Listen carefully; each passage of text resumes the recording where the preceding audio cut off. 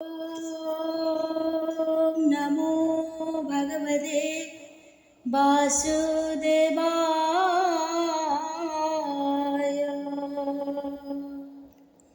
नारायणं नमस्कृत्यं नरं चैव नरोत्तमं देवीं सरस्वती व्यासं ततो जयमुदीरये।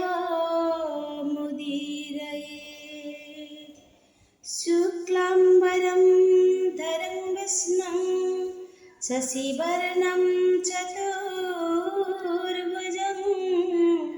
प्रसन्नवदनं ध्यायेत् सर्वविघ्नोपशान्तये।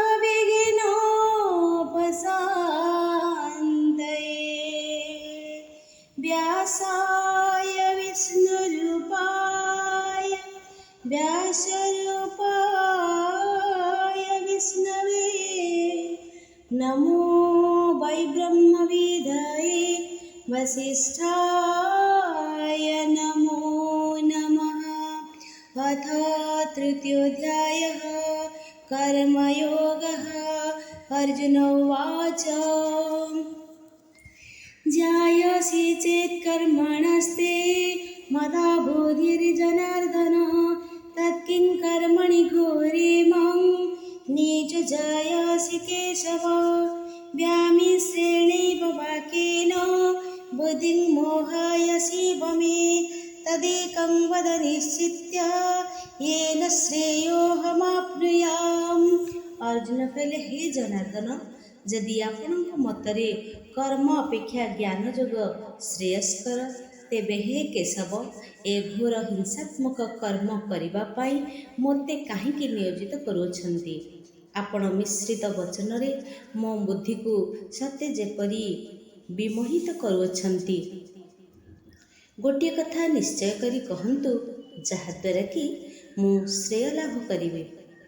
अर्जुन कहन्ति वचन शुणिबा हेउ जनार्दन कर्मरु ज्ञान श्रेयस्कर हे जदि तुम्भर विचार किं पाए घोर कर्म पथे केशव लगाइछ मते शुणिए मिश्रित वचन सते बा ब्रह्म अछि मन कहन्तु करेण निश्चय हे मध्यो जहा मोर श्रेय।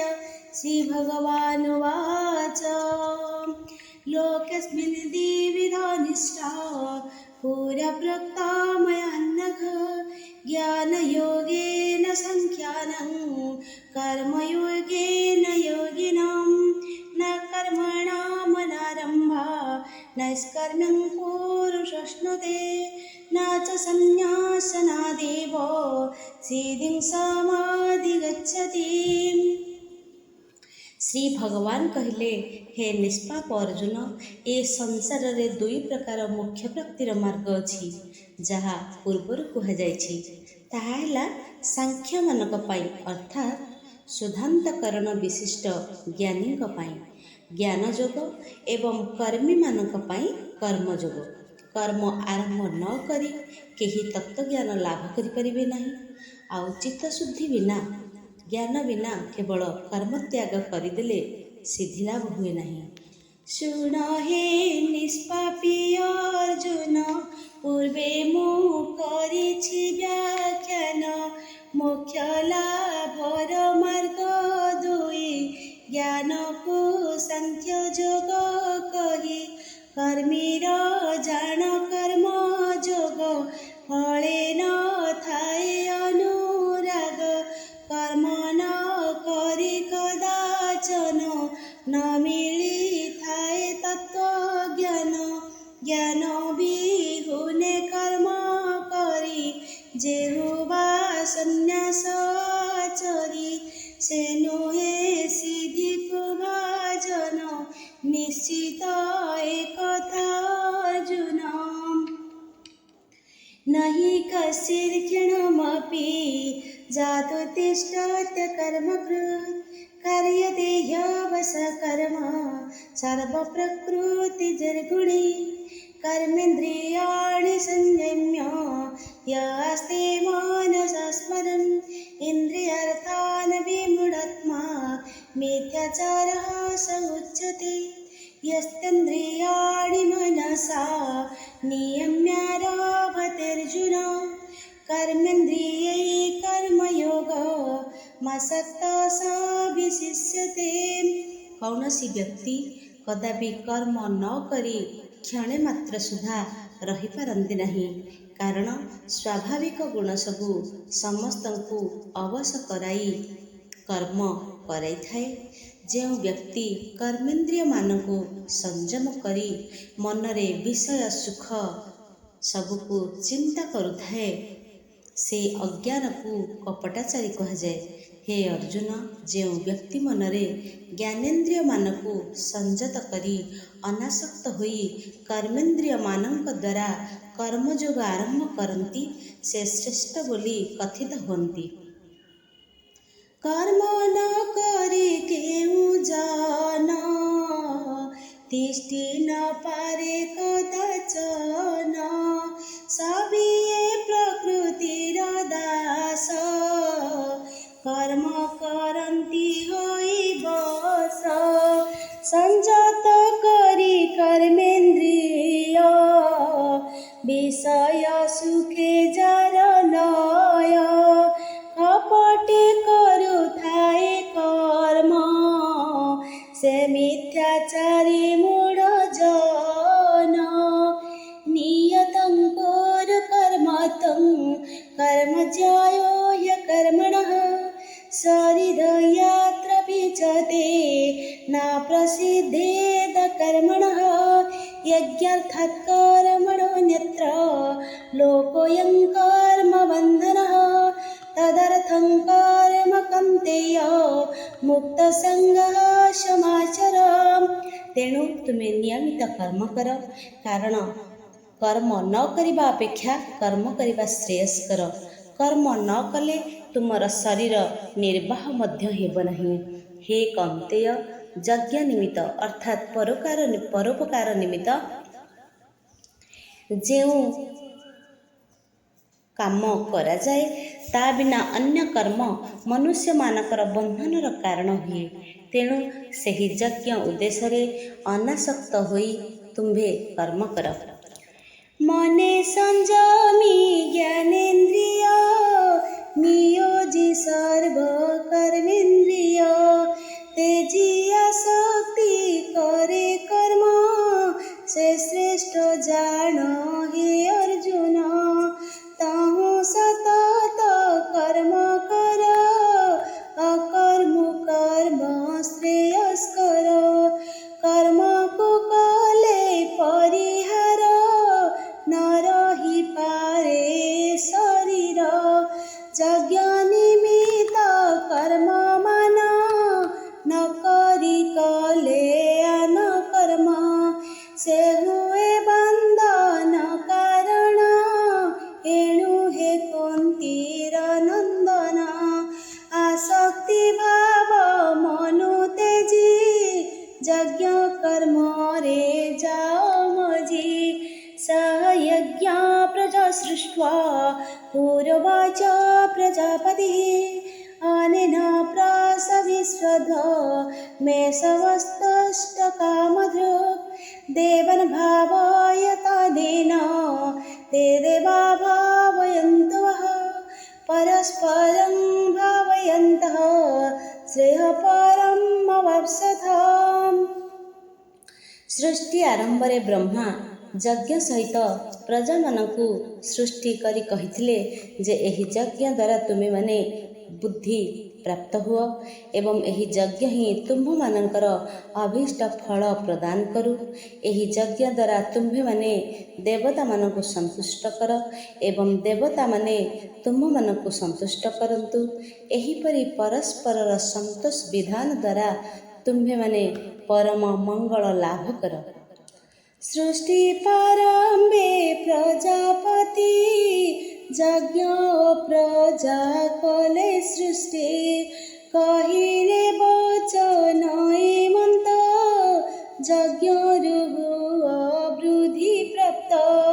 ଯଜ୍ଞ ହିଁ ତୁମ୍ଭମାନଙ୍କର ପ୍ରଦାନ କରୁ କାମ୍ୟ ଫଳ। ଆଚରି ଯଜ୍ଞ କର୍ମ ମାନ ସନ୍ତୁଷ୍ଟ କର ଦେବଗଣ। ପ୍ରାଣୀଙ୍କ ସନ୍ତୋଷ ବିଧାନ ଦେବେ କରନ୍ତୁ ସମ୍ପାଦନ। ଏମନ୍ତ ତୋଷି ପରସ୍ପର ପରମହିତ ଲାଭ କର। ଇଷ୍ଟାନ ଭୋଗାନି ଭୋ ଦେବା ଦାସ୍ୟନ୍ତେ ଯଜ୍ଞ ଭାବିତଃ। ତୈର୍ଦତାନ୍ ପ୍ରଦାୟେभ्यो ଭୁଙ୍କ୍ତେସ୍ତେନ स एव सः। यज्ञशिष्टाशिनो सन्तो मुच्यन्ते सर्वकिल्बिषैः। भुञ्जते ते त्वगं पापा ये पचन्त्यात्मकारणात्। ଦେବତାମାନେ ଯଜ୍ଞ ଦ୍ୱାରା ତୃପ୍ତ ହୋଇ ବାଞ୍ଛିତ ସୁଖଭୋଗ ପ୍ରଦାନ କରନ୍ତି। ତେଣୁ ସେମାନଙ୍କ ଦ୍ୱାରା ପ୍ରଦତ୍ତ ଭୋଗ୍ୟ ବସ୍ତୁ ଯଜ୍ଞ ଦ୍ୱାରା ସେମାନଙ୍କୁ ପ୍ରଦାନ ନ କରି ଯେ ଭୋଗ କରେ ସେ ଚୋର ହୋଇଥାଏ। ତ ଯଜ୍ଞାବଶେଷ ଅନ୍ନ ଭୋଜନ କରୁଥିବା ସାଧୁ ବ୍ୟକ୍ତିମାନେ ସମସ୍ତ ପାପରୁ ମୁକ୍ତ ହୋଇଯାଆନ୍ତି। କିନ୍ତୁ ଯେଉଁମାନେ କେବଳ ଆପଣା ନିମିତ୍ତ ଅନ୍ନାଦି ପାକ କରନ୍ତି ସେହି ଦୁରାଚାରୀମାନେ କେବଳ ପାପ ଭୋଗ କରନ୍ତି। ଯଜ୍ଞେ ସନ୍ତୁଷ୍ଟ ଦେବଗଣ ଦିଅନ୍ତି ଇଷ୍ଟ ଫଳମାନ। ସେହି ଦାନର ପ୍ରତିଦାନ ଦେବଙ୍କୁ ନ କରି ପ୍ରଦାନ। ଭୋଗ କରଇ ଯେଉଁ ନର ସେ ଅତିହୀନ ଆଉ ଚୋର। ଯଜ୍ଞାର୍ଥ ଅବଶିଷ୍ଟ ଅନ୍ନ ଯେହୁବା ଭୁଞ୍ଜତି ସଜନ। ହୁଅନ୍ତି ସର୍ବ ପାପ ମୁକ୍ତ ଏଥିରେ ନାହିଁ ଦୁଇ ମତ। ଯେ ପାକ କରେ ନିଜ ପାଇଁ ସେ ପାପୀ ପାପ ହିଁ ଭୁଞ୍ଜଇ। करणाद् भवन्ति भूतानि पर्जन्यादर्न सम्भवः। यज्ञाद् भवति पर्जन्यो यज्ञकर्म समुद्भवः। कर्म ब्रह्मोद्भवं वेदि ब्रह्माख्यर समुद्भवं। तस्मात् सर्वगतं ब्रह्म नित्यं यज्ञे प्रतिष्ठितम्। एवं प्रवर्तितं चक्रं नानुवर्तयति हयः। अगायुरिन्द्रियारामो मोघं पार्थ सजीवति। ପ୍ରାଣୀମାନେ ଅନ୍ନରୁ ଉତ୍ପନ୍ନ ହୁଅନ୍ତି। ବୃଷ୍ଟିରୁ ଅନ୍ନର ଉତ୍ପତ୍ତି ହୁଏ। ଯଜ୍ଞରୁ ବୃଷ୍ଟିର ଉତ୍ପତ୍ତି ହୁଏ ଏବଂ କର୍ମ ଦ୍ୱାରା ଯଜ୍ଞ ସମ୍ପନ୍ନ ହୁଏ। ଯଜ୍ଞ ଆଦି କର୍ମ ବେଦରୁ, ବେଦ ପରମାତ୍ମାଙ୍କ ଠାରୁ ଉତ୍ପନ୍ନ ବୋଲି ଜାଣିନିଅ। ଏଣୁ ସର୍ବବ୍ୟାପୀ ପରମ ବ୍ରହ୍ମ ସର୍ବଦା ଯଜ୍ଞରେ ପ୍ରତିଷ୍ଠିତ ଅଟନ୍ତି। ହେ ପାର୍ଥ, ଏହି ସଂସାରରେ ଯେଉଁ ବ୍ୟକ୍ତି ଏ ପ୍ରକାର ପ୍ରବର୍ତ୍ତିତ କର୍ମଚକ୍ରର ଅନୁଗାମୀ ନ ହୁଏ ସେହି ଇନ୍ଦ୍ରିୟ ସୁଖରେ ଆସକ୍ତ ପାପୀର ଜୀବନ ଧାରଣ ହେଉଛି ବୃଥା। ଅର୍ଣ୍ଣରୁ ଜାତ ପ୍ରାଣୀଗଣ ବୃଷ୍ଟିରୁ ସମ୍ଭବ ଅନ୍ନ। ଯଜ୍ଞରୁ ହୁଏ ବୃଷ୍ଟି ଜାତ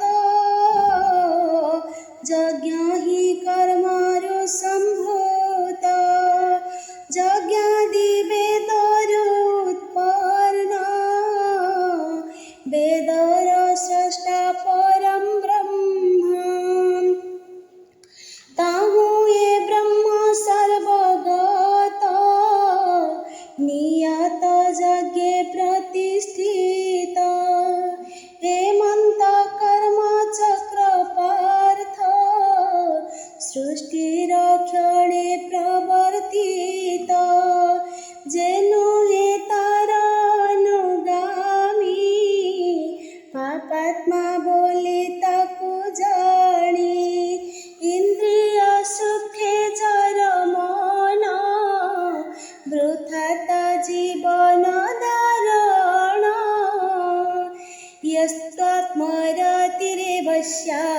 आत्मतृप्तश्च मानवः आत्मनैव च सन्तुष्टः तस्य कार्यं न विद्यते नैव तस्य कृतेनार्थो न कृतेनेह कश्चन न तस्य सर्वभूतेषु कश्चिदर्थव्यपश्रयः। ଯାହାଙ୍କର ଆତ୍ମାରେ ହିଁ ପ୍ରୀତି, ଆତ୍ମାରେ ହିଁ ତୃପ୍ତି, ଆତ୍ମାରେ ହିଁ ସନ୍ତୋଷ, ତାଙ୍କର କର୍ମାନୁଷ୍ଠାନର ଆବଶ୍ୟକତା ନାହିଁ। ସେହି ବ୍ୟକ୍ତିଙ୍କର କର୍ମାନୁଷ୍ଠାନରେ କୌଣସି ପ୍ରୟୋଜନ ନଥାଏ, ଅର୍ଥାତ୍ କର୍ମ କରିବାରେ କିଛି ପୁଣ୍ୟ ହୁଏ ନାହିଁ କି ବିହିତ କର୍ମ ନ କରିବାରେ ମଧ୍ୟ କୌଣସି ପାପ ହୁଏ ନାହିଁ ଏବଂ କୌଣସି ପ୍ରାଣୀଠାରେ ତାଙ୍କର କିଛି ହେଲେ ପ୍ରୟୋଜନ ସମ୍ବନ୍ଧ ନଥାଏ। ଆତ୍ମାରେ ଥାଏ ଯାପି ରତି ଲଭେ ଯେ ଆତ୍ମାରେ ତୃପତି ଆତ୍ମାରେ ତୁଷ୍ଟ ମନ ତା ପାଇଁ ନାହିଁ କର୍ମୱାନ ସେ ଆତ୍ମଜ୍ଞାନୀ ପାଇଁ ଜଣା ନାହିଁ କର୍ମର ପ୍ରୟୋଜନ କର୍ମରେ ପୁଣ୍ୟ ନ ଲଭଇ ଅକର୍ମେ ପାତକ ନଥାଇ କୌଣସି ପ୍ରାଣୀ ଠାରେ ପୁଣ୍ୟ ନଥାଏ ତାଙ୍କ ପ୍ରୟୋଜନ ତସ୍ମାତ୍ ସକ୍ତ ସତତଂ କାର୍ଯ୍ୟଂ କର୍ମ ସମାଚର असक्तो ह्याचरन् कर्म परमाप्नोति पुरुषः कर्मणैव हि संसिद्धि मास्तिता जनकादयः लोकसंग्रहमेवापि संपश्यन् कर्तुमर्हसि।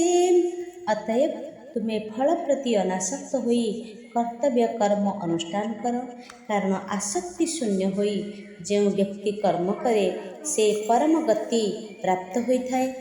जनक आदि महात्मा माने कर्मानुष्ठान द्वारा ही सिद्धि लाभ करथिले। मनुष्य मानकर स्वधर्मरे प्रवृत्ति जन्माइबा पाई मध्य तुम्हार कर्मानुष्ठान करिबा उचित।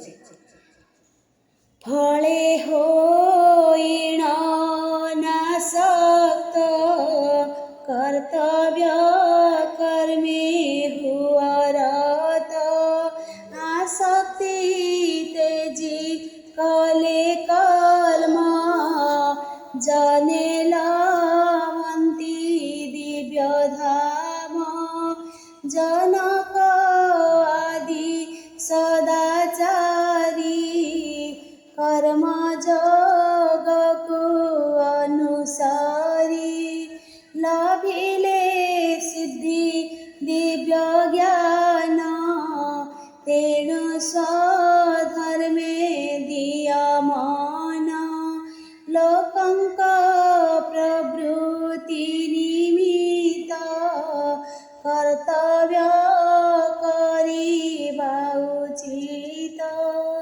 यद् यदाचरति श्रेष्ठ तत्तदेवेतरो जनः स यत्प्रमाणं कुरुते लोकस्तदनुवर्तते नामे पार्थास्ति कर्तव्यं त्रिषु लोकेषु किञ्चन नानवाप्तमवाप्तव्यं वर्त एव च कर्मणि। श्रेष्ठ व्यक्ति जो कर्माचरण करती साधारण लोके सेहीपरि कर्म करती। श्रेष्ठ व्यक्ति जहाको प्रमाण बोली कहती अन्य लोके ताकू अनुसरण करती। हे पार्थ, ए त्रिभुवन रे आम्भर कौनसी कर्तव्य कर्म नहीं, जेहेतु आम्भर अप्राप्त कि प्राप्त योग्य किछि नहीं, तथापि आम्भे कर्म करुअछु। श्रेष्ठ जनक आचरण इतरे करन्ति ते सन जे दियन्ति प्रमाण सकाळे करन्ति ग्रहण ए त्रिभुवने आम्ब पाई कर्तव्य कर्म किछि नाही किबा प्राप्त अछि मोर प्राप्य तथापि कर्मे मो प्रवृत्त हे कथा पार्थमने चिन्तम् यदि ह्यहं न वर्तेयं जातु कर्माण्यतन्द्रितः मम वर्त्मान वर्तन्ते मनुष्या पार्थ सर्वशः उत्सिदेयुरिमे लोका न कुर्जं कर्म तेदहं शङ्करस्य च कर्तस्य मोपहन्यामि मप्रदः। हे पार्थ, आलस्य परित्याग करी आम्भे जदि कर्मरे प्रवृत्त न हेबु तेबे समस्ते सबु प्रकारे आम्भर पथ अनुसरण करिवे। जदि मु कर्म न करे तेबे लोकमाने कर्मलोप हेतुरु उच्छन्न हेबे एवं मु वर्ण संकर अर्थात सामाजिक विशृंखलार कारण हेबी एवं एही प्रजामानकु विनाश मध्य करिबी। कर्म न करी निरालसे जदि अकर्मा होई बसे प्राणिये सर्वे सर्वमते हे पार्थ जीवे सेहि पथे अकर्मा होई सर्वभावे प्राणिये कर्म न करिवे आम्बे न कले निज कर्म प्राणिये होइबे उच्चन्न वर्ण संकर कर्ता होई समाजे विशृंखला पाई आम्बेटी होइबु कारण प्रजा विनाश हेब पुनः सक्ता कर्मण्य विध्वंसो यथा कुर्वन्ति भारत कुर्जद्विध्वंस्तथा सक्ता चिकीर्षु लोकसंग्रहं न बुद्धिभेदं जनयेद् ज्ञानं कर्म संगिनां योजयेत् सर्वकर्माणि विधानयुक्तः समाचरन्। हे भारत, अज्ञान व्यक्ति माने फलाकांक्षी होई जेपरि कर्म करती ज्ञानी लोक माने अनासक्त होई लोकमानंको स्वधर्मरे प्रवर्ताइबा उद्देश्य सेहीपरि कर्म करिथांती।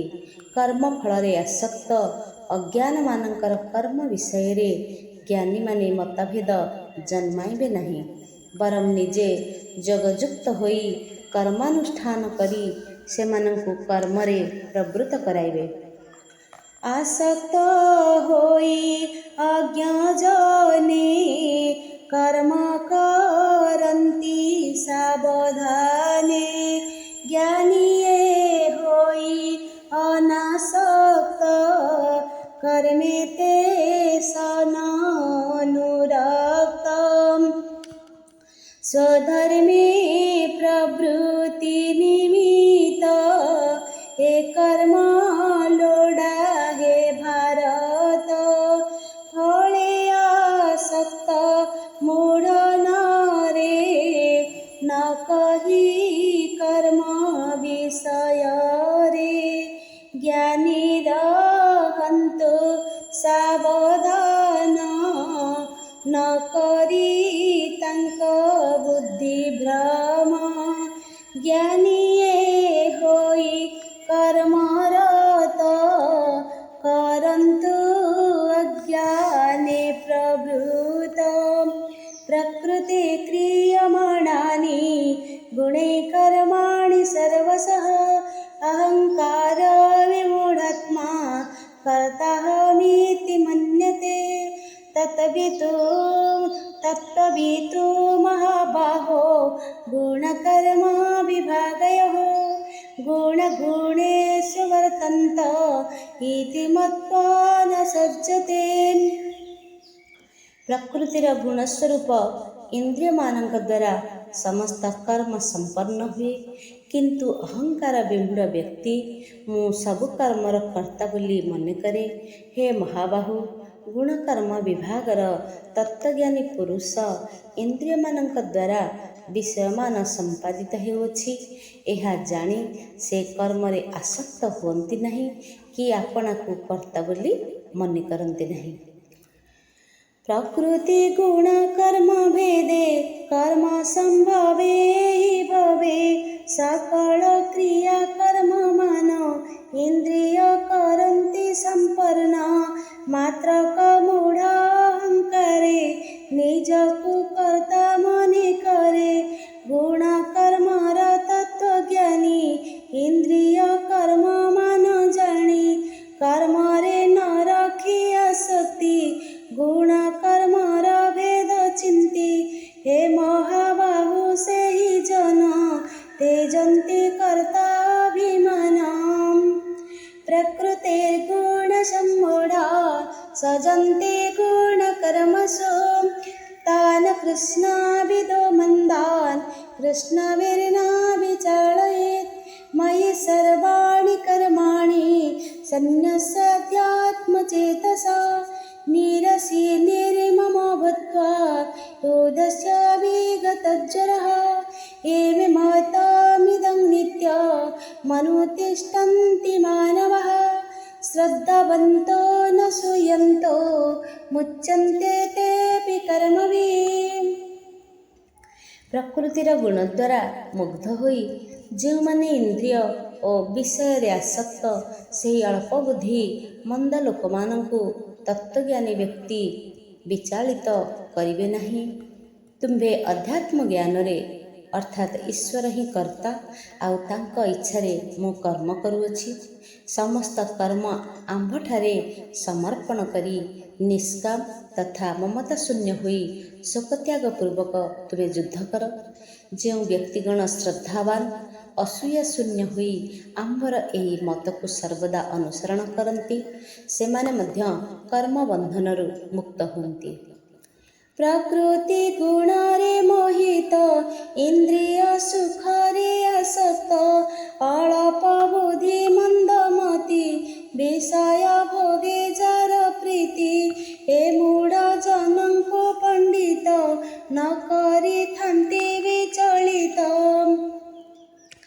एते तादाभ्यसूयन्तो नानुतिष्ठन्ति मे मतं सर्वज्ञानाभिमूढस्तान् विधिनष्टान् चेतसः सन्दृशञ्चेष्टते शिष्या प्रकृतिर्ज्ञानवानपि प्रकृतिं यान्ति भूतानि निग्रह किं करिष्यति।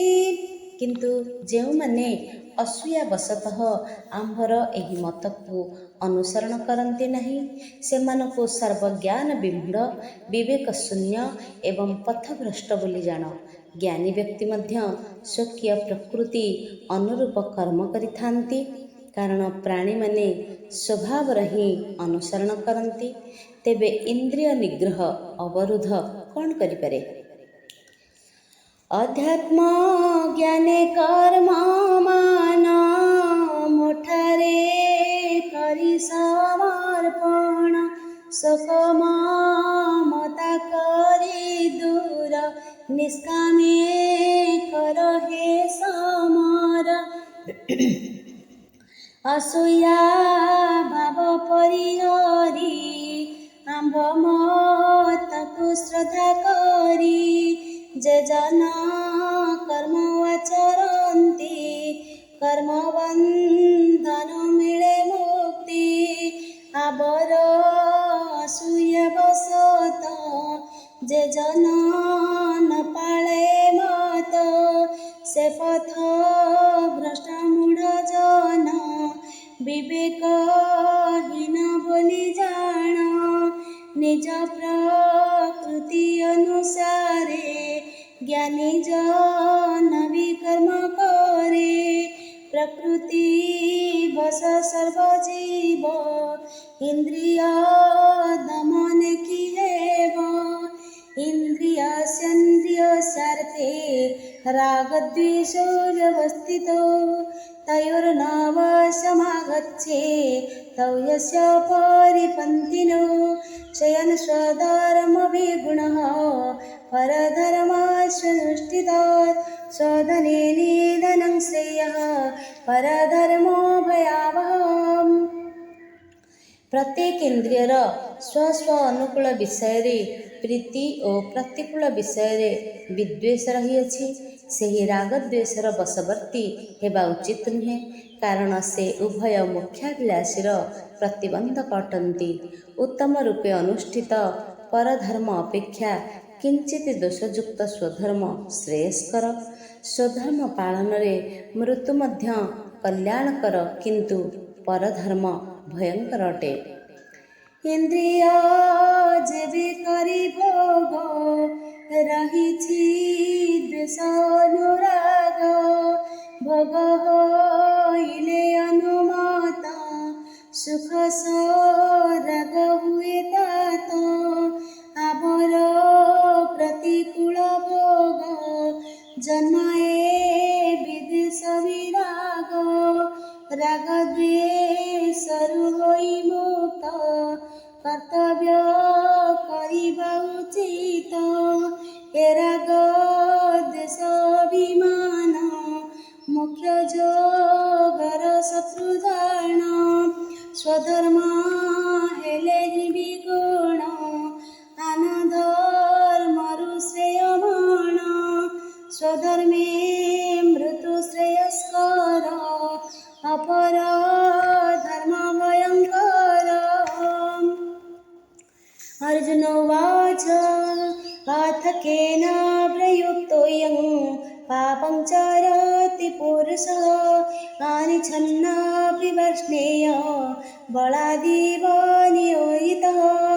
श्रीभगवानुवाच काम एष क्रोध एष रजोगुणसमुद्भवः, महाशनो महापाप्मा विद्धेनमिह वैरिणम्। अर्जुन कहले, हे वृष्णि वंशीय कृष्ण, मनुष्य पाप କରିବାକୁ ଇଚ୍ଛା ନ କଲେ ସୁଦ୍ଧା କିଏ ତାହାକୁ ବଳପୂର୍ବକ ପାପ କର୍ମରେ ନିୟୋଜିତ କରେ? ତ ଭଗବାନ କହିଲେ, ଏହା କାମ, ଏହା ମଧ୍ୟ କ୍ରୋଧ, ଏହା ରଜଗୁଣରୁ ଜାତ, ଅତୃପ୍ତ ଏବଂ ଅତ୍ୟନ୍ତ ଉଗ୍ର ଅଟେ। ତେଣୁ ଏହାକୁ ମୋକ୍ଷ ମାର୍ଗର ଶତ୍ରୁ ବୋଲି ଜାଣିଲେ। ପାର୍ଥ କହିଲେ, ହେ ବର୍ଷ୍ଣେୟ, ଫେଡ଼ନ୍ତୁ ମୋର ଏ ସଂଶୟ। ଯେ ଜନ ପାପ ନ ଇଚ୍ଛଇ, ତଥାପି ପାପ ଆଚରଇ। କେବଳାକାର କଲା ପ୍ରାୟେ, ମନୁଷ୍ୟ ପାପ କରୁଥାଏ। ତାହା କହନ୍ତି ଭଗବାନ, କାମ କ୍ରୋଧର ଏ ଭିଆଣ। ରଜଗୁଣରୁ କାମ ଜାତ, କାମରୁ କ୍ରୋଧଟି ସଂଜାତ। ଅତୃପ୍ତ ଉଗ୍ର ଭୟଙ୍କର, ଏଷ ନ ଏହାଙ୍କ ବିଭାର। ମୋକ୍ଷ ଯୋଗକୁ ଅବରୋଧ, କରନ୍ତି ସଦା କାମ କ୍ରୋଧ। ଧୂମେନ ବ୍ରିୟତେ ବହ୍ନିर्यथादर्शो मलिन च, यथोल्बेन आवृतो गर्भस्तथा तेनेदमावृतम्। आवृतं ज्ञानमेतेन ज्ञानिनो नित्यवैरिणा, कामरूपेण कौन्तेय दुष्पूरेण नलिन च। इन्द्रियाणि मनोबुद्धिरस्याधिष्ठानमुच्यते, एतैर्विमोहयतेष ज्ञानमावृत्य देहिनम्। ଯେପରି ଧୂମ ଦ୍ୱାରା ଅଗ୍ନି, ଧୂଳି ପ୍ରଭୃତି ମଳି ଦ୍ୱାରା ଦର୍ପଣ ଏବଂ ଜରାୟୁ ଦ୍ୱାରା ଗର୍ଭସ୍ଥ ସନ୍ତାନ ଆବୃତ ହୋଇଥାଏ, ସେହିପରି ଏହି କାମନା ଜ୍ଞାନକୁ ଆବୃତ କରି ରଖିଥାଏ। ହେ କୁନ୍ତୀସୁତ, ଜ୍ଞାନୀଙ୍କର ନିତ୍ୟ ଶତ୍ରୁ ଅତୃପ୍ତ ଅଗ୍ନିତୁଲ୍ୟ କାମ ଜ୍ଞାନୀମାନଙ୍କର ଜ୍ଞାନକୁ ମଧ୍ୟ ଆବୃତ କରି ରଖେ। ଇନ୍ଦ୍ରିୟ, ମନ, ବୁଦ୍ଧି ଏମାନେ କାମର ଆଶ୍ରୟସ୍ଥଳ ବୋଲି କଥିତ ଅଛନ୍ତି। ଏମାନଙ୍କ ଦ୍ୱାରା କାମ ଆବୃତ କରି ଦେହାଭିମାନୀ ଜୀବକୁ ବିମୋହିତ କରେ। ଧୂମେ ଆବୃତ ଅଗ୍ନି ସମ, ଧୂଳିରେ ଦର୍ପଣ ଜୈସନ। ଜରାୟୁ ମାତେ ଶିଶୁ ଜନେ, ଅଦୃଶ୍ୟ ଗର୍ଭ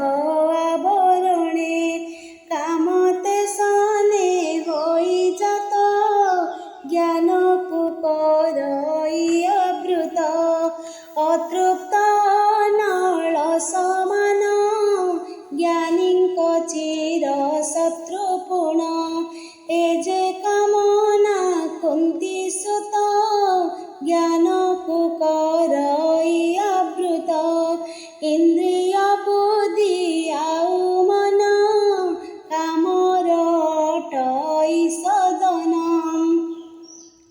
କାମ ଏହାଙ୍କ ଜରିଆରେ ଜ୍ଞାନକୁ ଆଚ୍ଛାଦିତ କରେ ଜ୍ଞାନ ହୋଇଣ ଆଚ୍ଛାଦିତ ପ୍ରାଣୀଙ୍କୁ କରେ ବିମୋହିତ ତସ୍ମାତମିନ୍ଦ୍ରିୟାଣ୍ୟାଦୌ ନିୟମ୍ୟ ଭରତର୍ଷଭ ପାପାନଂ ପ୍ରଜହିୟେନଂ ଜ୍ଞାନ ବିଜ୍ଞାନନାଶନಂ ଇନ୍ଦ୍ରିୟାଣି ପରାण्याहुः ଇନ୍ଦ୍ରିୟେଭ୍ୟଃ ପରଂ ମନଃ ମନସସ୍ತು ପରା ବୁଦ୍ଧିର୍ୟୋବୁଧେ ପାରତସ୍ತು ସହ ହେ ଭରତ ଶ୍ରେଷ୍ଠ ସେହି ହେତୁରୁ ତୁମେ ପ୍ରଥମେ ଇନ୍ଦ୍ରିୟମାନଙ୍କୁ ବଶୀଭୂତ କରି ଜ୍ଞାନ ଓ ବିଜ୍ଞାନର ବିନାଶକ ତଥା ପାପ ସ୍ୱରୂପ ହିଁ କାମକୁ ବିନଷ୍ଟ କର ସ୍ଥୂଳ ଶରୀରଠାରୁ ଇନ୍ଦ୍ରିୟ ଶ୍ରେଷ୍ଠ ଅଟନ୍ତି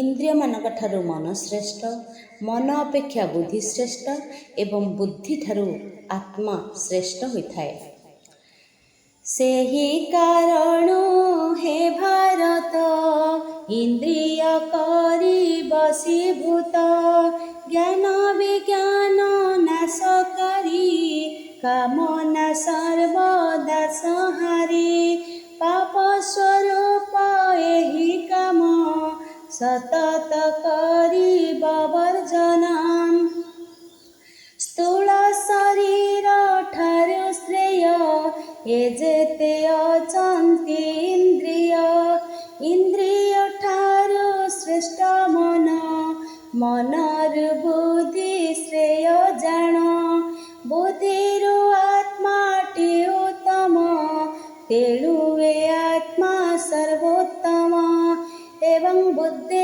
ପରଂ ବୁଦ୍ଧ୍ୱା ସଂସ୍ତଭ୍ୟାତ୍ମାନମାତ୍ମନା ଜହି ଶତ୍ରୁଂ ମହାବାହୋ କାମରୂପଂ ଦୁରାସଦಂ ହେ ମହାବାହୁ ତୁମ୍ଭେ ଏହି ପ୍ରକାରେ ଆତ୍ମାକୁ ବୁଦ୍ଧିଠାରୁ ଶ୍ରେଷ୍ଠ ଜ୍ଞାନ କରି ନିଜେ ହିଁ ନିଜକୁ ସଂଯତ କରି କାମରୂପ ଦୁର୍ଜୟ ଶତ୍ରୁକୁ ବିନାଶ କର ବୁଦ୍ଧିରୁ ଆତ୍ମା ଶ୍ରେୟମଣି ମନରେ ସ୍ଥିର ଭାବବାଣୀ ବିଷମ କାମ ରୂପରେ ଜାଣିବ ସଂଯମ ଆଚରେ ହେ ମହାବାହୁ ଧନଞ୍ଜୟ ଦୁର୍ଜୟ କାମ କର ଜୟ ଇତି ଶ୍ରୀମଦ୍ଭଗବଦ୍ଗୀତାସୁ ଉପନିषत्सु ब्रह्मविद्यायां योगशास्त्रे श्रीकृष्णार्जुनसंवादे कर्मयोग